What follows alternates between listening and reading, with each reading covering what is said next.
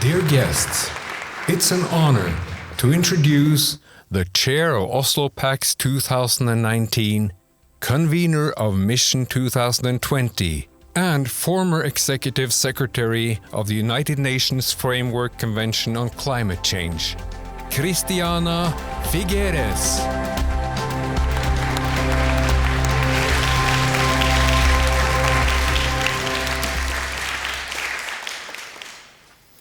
Good morning, everyone, and thank you very much to the Oslo Peace Center for convening the very first conference on peace, on the relationship between peace and climate change, because as we have heard consistently this morning, that is a very crucial nexus.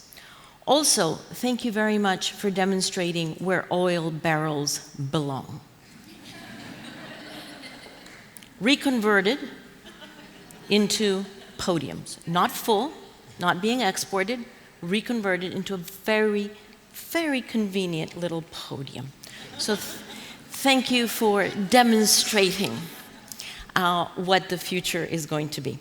I thought this morning I would take you on a little journey to the year 2050, because we have heard consistently this morning where we are. I don't need to repeat what we are seeing going on, but I thought it might be important to remind us all that currently we are making a choice about what future we're all going to share.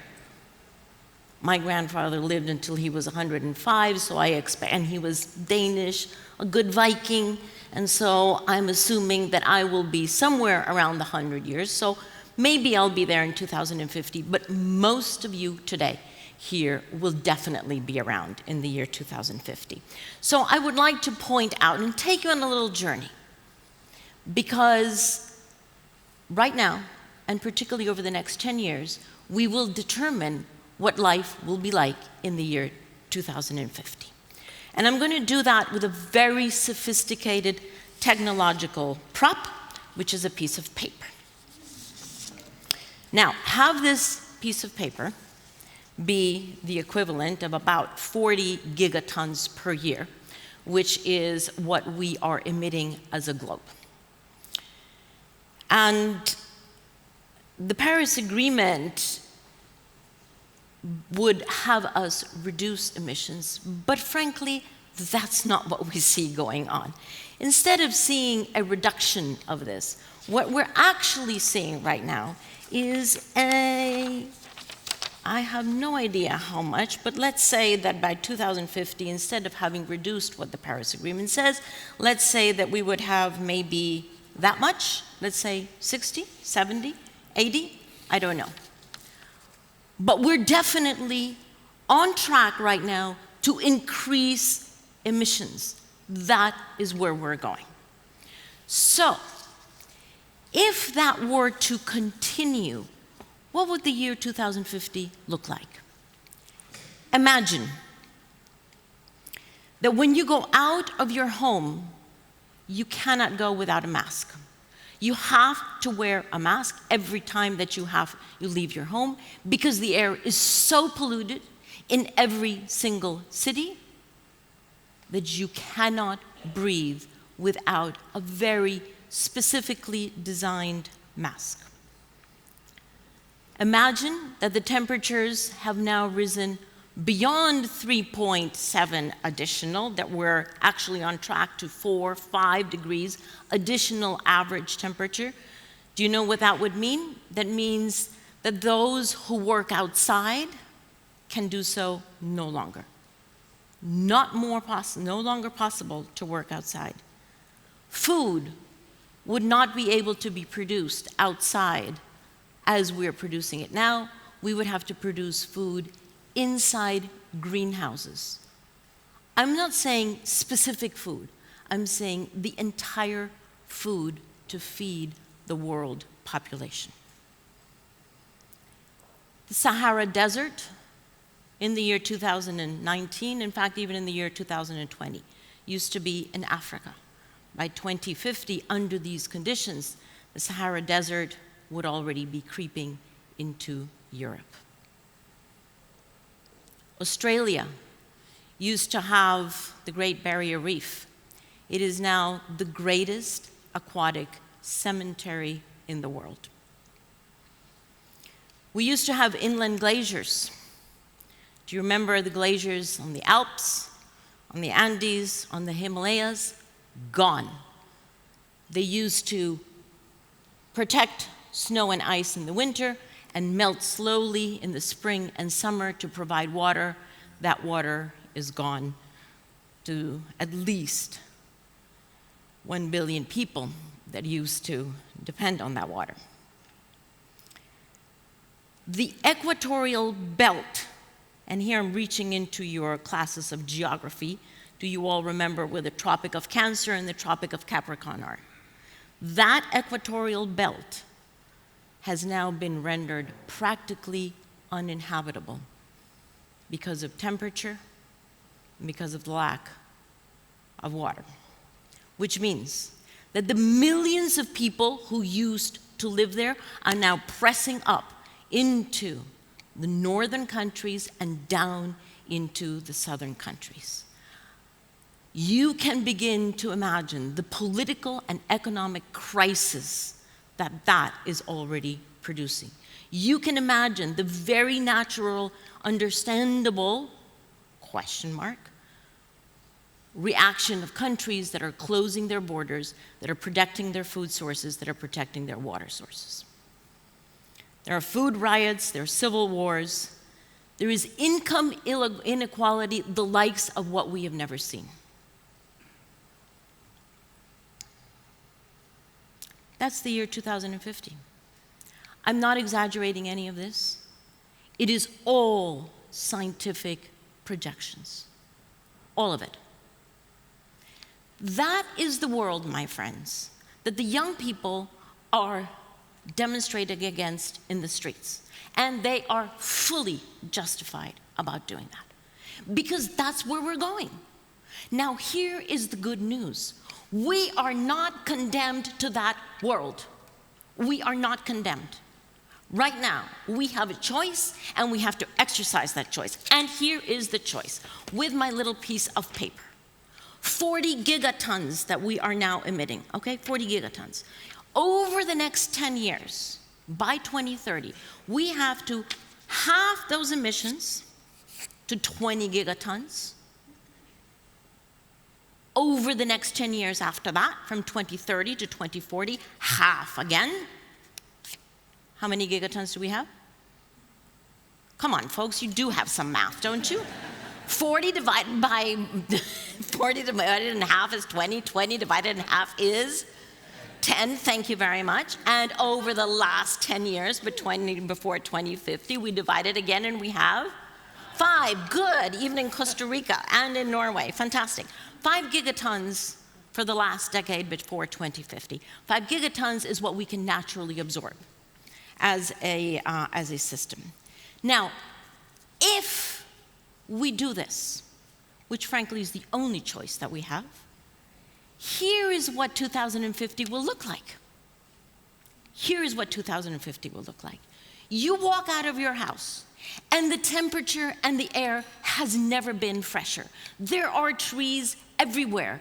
50% of the world is covered with, 50% of the land is covered with trees, because we started the most amazing tree planting campaign that humanity has ever conceived. Cities are no longer being used by cars and roads and bridges.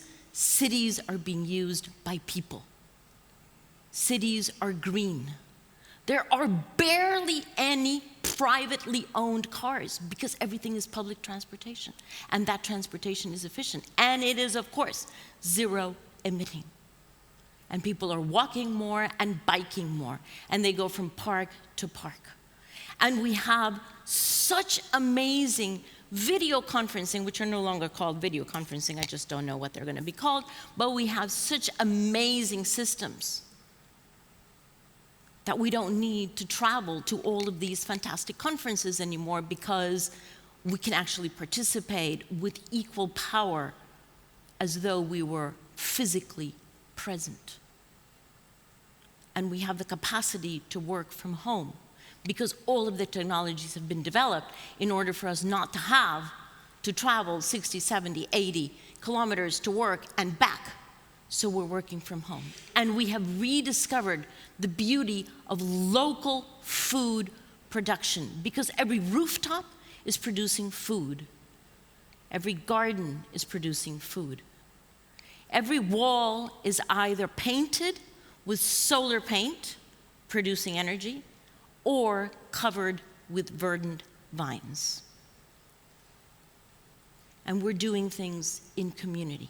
And we travel only in what I would call slowcations. You don't travel anymore like the craziness that I'm doing, 1 week to Europe for 3 meetings and then back to Costa Rica. Crazy. Now, in 2050, in a reasonable and thriving world, we actually travel for a month because we can work while we travel, and we travel with a very different purpose to experience the beauty of the rest of the world. That is a world in which we have co-created abundance because we're all involved in local food production. We have more water than we need because we're desalinating that with solar energy.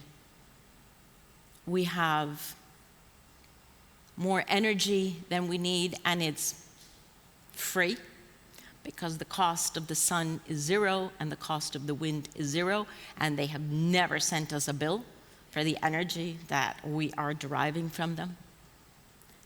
That is the world that we want.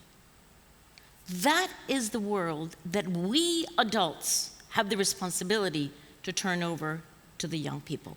It is not the responsibility of young people to solve the problems that we have caused.